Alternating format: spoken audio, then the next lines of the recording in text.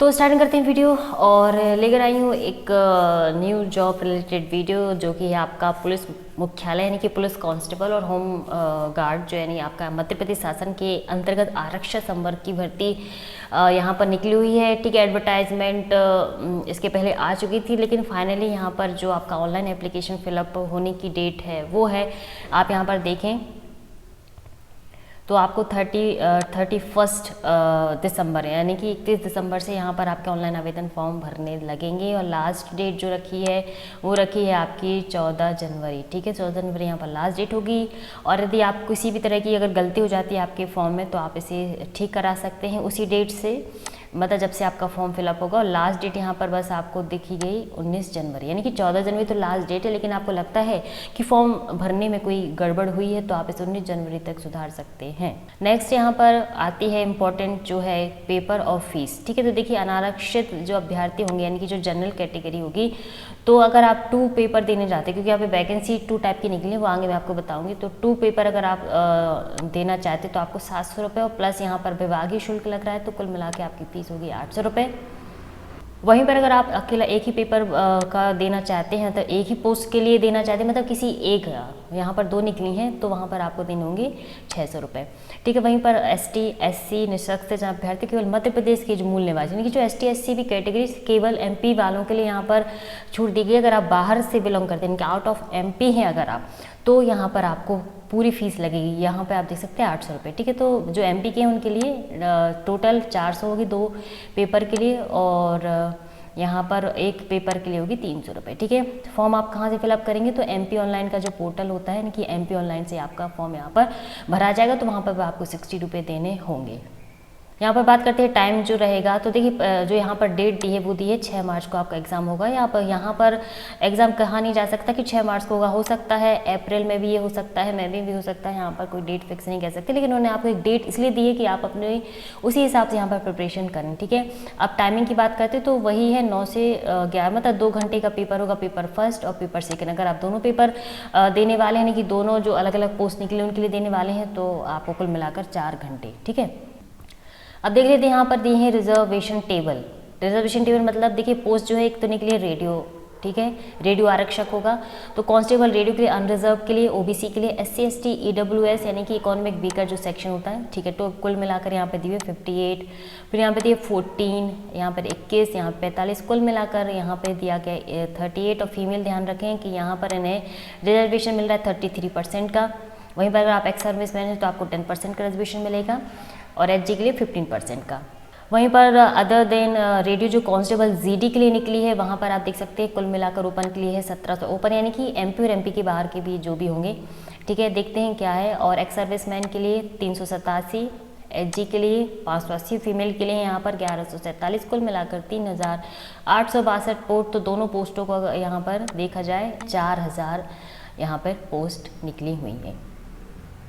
अब यहाँ पर देखते हैं DEF जो आपकी GD हैं, यहाँ पर ओपन के लिए अलग दिया हुआ है 1460, फिर है 349, 521 HG के लिए, फीमेल के लिए है 1147, कुल मिलाकर बात करते हैं 3470। ठीक है, वहीं पर ब्रेक अप SAF है जो, वहाँ पे 385। बाकी कुछ इंपॉर्टेंट जो टॉपिक हैं वो आप PDF डाउनलोड करें। MPV का जो ऑफिशियल वेबसाइट वहाँ पर जाना है आपको, वहाँ से ये आपको मिल जाएगा, अदरवाइज लिंक डिस्क्रिप्शन में आपको मिल जाएगी, तो वहाँ से भी आप इस PDF को डाउनलोड कर सकते हैं, पढ़ सकते हैं। इंपॉर्टेंट डाटा है जो आपका वो है यहाँ पर नागरिकता की भी बात कर लेते हैं। देखिए इंडिया का नागरिक होना चाहिए। ठीक है, और ऐसे बात जो मध्य प्रदेश के स्थायी निवासी नहीं, सिर्फ अनारक्षित या ओपन के अंतर्गत आएंगे, जो मैं आपको पहले बता चुकी हूँ। ओपन का मतलब है जो MP के बाहर भी होंगे उनके लिए। ठीक है, और आयु सीमा यहाँ पर बात करते हैं, आयु सीमा में छूट का कोई भी लाभ नहीं दिया जाएगा जो बाहर के अभ्यर्थी हैं। चलिए अब बात करते हैं यहाँ पर सैलरी की। तो जो आरक्षक GD में अगर आप अप्लाई करते हैं तो यहाँ पर सैलरी जाएगी आपकी 62,000 तक। और वहीं पर अगर आप आरक्षक GD के लिए सिलेक्ट होते हैं तो आपकी जो सैलरी है वो भी इतनी रहेगी, तो दोनों के लिए सेम यहाँ पर रहेगी आपकी। बाकी यहाँ पर दिया हुआ है कि वेतन न्यूनतम का प्रथम वर्ष 70%, द्वितीय वर्ष में 80%, तृतीय वर्ष में 90% स्टाइपेंड दिए होगा।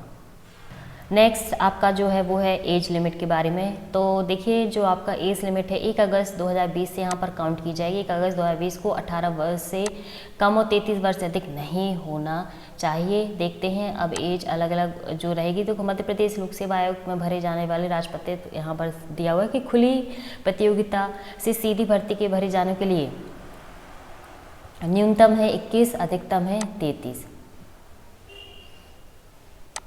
वहीं पर जो महिलाएं हैं उनके लिए 38 कर दी गई है। अधिकतम आयु सीमा में 5 वर्ष की छूट होगी। महिला आवेदक जो अनारक्षित है, पुरुष महिला आवेदक कोई भी हो अगर मध्य प्रदेश का यहाँ पर, ठीक है, अनारक्षित, और जो आरक्षित हैं उनके लिए 5 वर्ष की छूट और दी गई, मतलब 43 ईयर तक कर दी गई है, ठीक है। और साफ साफ लिखा है कि जो मध्य प्रदेश के बाहर के अभ्यर्थियों को किसी भी स्थिति में अधिकतम आयु सीमा में छूट नहीं मिलेगी। अब फिजिकल एबिलिटी भी देख लीजिए। आरक्षक जीडी के लिए अगर अप्लाई करना चाह रहे हैं तो जो पुरुष है उनके लिए 168 ऊंचाई, सीना 81 सेंटीमीटर, और महिलाओं के लिए 155 सेंटीमीटर ऊंचाई रखी गई है, यहाँ पर लागू नहीं होगा। वहीं पर अगर जीडी की बात करते हैं, अनुसूचित जनजाति 160 सेंटीमीटर, और यहाँ पर देख सकते हैं आप 76-81, और लड़कियों के लिए 155 सेंटीमीटर।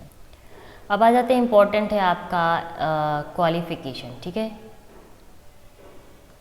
क्वालिफिकेशन क्या है, तो आरक्षक जीडी के लिए देख लेते हैं 10+2 के अंतर्गत 10वीं कक्षा की परीक्षा या हायर सेकेंडरी अथवा समकक्ष, 8वीं कक्षा अथवा समकक्ष परीक्षा उत्तीर्ण किसके लिए, ये भी देख लेते हैं। ये है आपकी अनुसूचित जनजाति हेतु, यहाँ पर शैक्षणिक अर्हता रखी गई है 8वीं पास, बाकी अनारक्षित अनुसूचित जाति तथा अन्य पिछड़ा वर्ग हेतु रखी गई है 10वीं पास। अब वहीं पर आरक्षक जीडी के लिए 10+2 12वीं कक्षा यहाँ पर पास होना चाहिए। फिर उसके अलावा आपका एनसीवीटी, राज्य व्यावसायिक परीक्षण एससीवीटी से मान्यता प्राप्त आईटीआई के 2 वर्ष का यहाँ पे आपका पाठ्यक्रम का जो भी है, इलेक्ट्रॉनिक, कंप्यूटर या फिर इंफॉर्मेशन टेक्नोलॉजी, ये आपका पास होना चाहिए। या फिर यहाँ पर दिया हुआ है एआईसीटी यूजीसी से मान्यता प्राप्त पॉलिटिक्स से किसी भी एक विषय में आपका 3 वर्षीय डिप्लोमा होना चाहिए, वो यहाँ पर दिया हुआ है। टेक्निकल है आपका, इलेक्ट्रॉनिक्स है, टेलीकम्युनिकेशन होगा, इंस्ट्रूमेंट होगा, कंप्यूटर साइंस, ये सब दिया है। इसके अलावा बीटेक हो गया आपका 4 वर्ष का, ठीक है, वो यहाँ पर आपको दिया हुआ। उसके अलावा कंप्यूटर पर हिंदी और अंग्रेजी टाइपिंग भी होना चाहिए, ठीक है। तो टाइपिंग अगर है तो ठीक है। परीक्षा ध्यान रखिए, आपका जो होगा ऑनलाइन परीक्षा होगी, सीबीटी यानी कि यहाँ पर कंप्यूटर बेस्ड ही रहेगी। प्रश्न पत्र द्वितीय जो प्रश्न पत्र है वो आरक्षक रेडियो हेतु है। अगर आप आरक्षक रेडियो पद के उम्मीदवार है तो प्रथम और द्वितीय पत्र दोनों ही देना होगा, ठीक है। ऑनलाइन परीक्षा होगी, ये मैंने बता दिया, 2 घंटे का होगा। अधिकतम जो अंक आने आपको 100 नंबर के पेपर होगा पहला, और ये हो गया आपका दूसरा, ठीक है। तो 100 नंबर के यहाँ पर पेपर होंगे।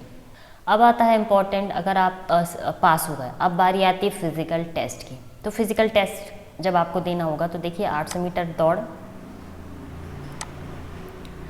गोला फेंक और लंबी कूद में आपका होना चाहिए। प्रवीणता, शारीरिक प्रवीणता परीक्षा के लिए कोई भी अंक नहीं दिए जाएंगे, केवल आपका क्वालिफाइंग होगा। अगर आपने ये निकाल लिया तो आप क्वालिफाइंग हो गए, अन्यथा बाहर। आरक्षक जीडी के लिए 2 मिनट 45 सेकंड में आपको 800 मीटर की दौड़ करना है। वहीं पर गोला फेंक में अगर आप पास होना चाहते हो तो 19 फीट, गोले का वजन 7.26 kg है, और लंबी कूद में सफल हेतु आपको 13 फीट की दूरी होगी। वहीं पर महिलाओं की बात करते हैं तो 4 मिनट में 800 मीटर, ठीक है। गोला फेंक में यहाँ पर 15 फीट कर देंगे और वजन भी कम कर दिया जाएगा। लंबी कूद में सफल होने के लिए आपको 10 फीट, ठीक है। वहीं पर भूतपूर्व जो सैनिक हैं, और भूतपूर्व सैनिक में 3 मिनट 15 सेकेंड, 15 फीट का गोला, लेकिन वजन वही 7 kg समथिंग, 7.260, यहाँ पे 10 फीट हो जाएगी आपकी लंबी कूद। होमगार्ड सैनिक के लिए 3 मिनट 15 सेकेंड दिया हुआ है, ठीक है। वही 17 फीट, गोले का वजन उतना ही रहेगा, और 12 फीट हो जाएगी लंबी कूद। वहीं पर अगर आपने आरक्षक रेडियो उम्मीदवार के लिए फॉर्म भरा है तो यहाँ पर भी आप देख लीजिए, 800 मीटर की दौड़ के लिए आपको 2 मिनट का समय, 19 मतलब वही है सिम, यहाँ पर हो जाएगी आपकी 12 फीट। वहीं पर महिलाओं के लिए हो जाएगी 4 मिनट में 800 मीटर, यहाँ पे 15 फीट का गोला होगा, मतलब 15 फीट फेंकना होगा, 4 किलो वजन का, यहाँ पे 10 फीट का। भूतपूर्व सैनिक की बात करते हैं तो 3 मिनट 15 सेकंड का टाइम है, 15 फीट का गोला, वजन वही रहेगा और 10 फीट यहाँ पर लंबी कूद। और होमगार्ड सैनिक के लिए 3 मिनट 15 सेकंड, 15 फीट गोले का वजन है और 10 फीट यहाँ पर आपको लंबी कूद। इंपॉर्टेंट फैक्ट देख लीजिए कि 800 मीटर दौड़ हेतु एक अवसर तथा लंबी कूद एवं गोला के लिए आपको 3 अवसर दिए जाएंगे। ठीक है, क्वालिफाई करने वाले उम्मीदवारों को ही लंबी कूद। तो ये इंपॉर्टेंट फैक्ट याद रखिएगा, अगर 800 मीटर की दौड़ में क्वालिफाई करने वाले उम्मीदवार को ही लंबी कूद और गोला फेंक में सम्मिलित किया जाएगा। तो याद रखिए, इंपॉर्टेंट फैक्ट देख लीजिए कि आपका जब आप सिलेक्ट होंगे तो सभी को पता है कि मेडिकल टेस्ट तो होता ही है। अगर आप मेडिकल टेस्ट में अगर लगता है कि अनफिट हैं तो फिर आपको हटा दिया जाएगा। तो ध्यान रखें अपनी हेल्थ का। चलिए एग्जाम सेंटर देख लेते, नहीं तो कई बच्चे कंफ्यूज होंगे। तो एग्जाम सेंटर में आपका भोपाल, रतलाम, दमोह, इंदौर, मंदसौर, सीधी, जबलपुर, सागर, छिंदवाड़ा, ग्वालियर, सतना, बालाघाट, उज्जैन, खंडवा, नीमच और गुना। ठीक है, ये कुल मिलाकर 16 जिले हैं जहां पर परीक्षा सेंटर बनाए जाएंगे। इंपॉर्टेंट जो है आपका कि यहाँ पर जो आपका सिलेबस नहीं है, एक तरह से पैटर्न है, वो हम देख लेते हैं। देखिए जो पैटर्न होने वाला है 100 अंकों का आपका पेपर होगा, चाहे आप पेपर फर्स्ट देंगे या फिर दोनों ही देंगे तो दोनों को 100 नंबर होंगे। तो सबसे पहले तो आपको अपना तैयार करना है सामान्य ज्ञान और तार्किक ज्ञान।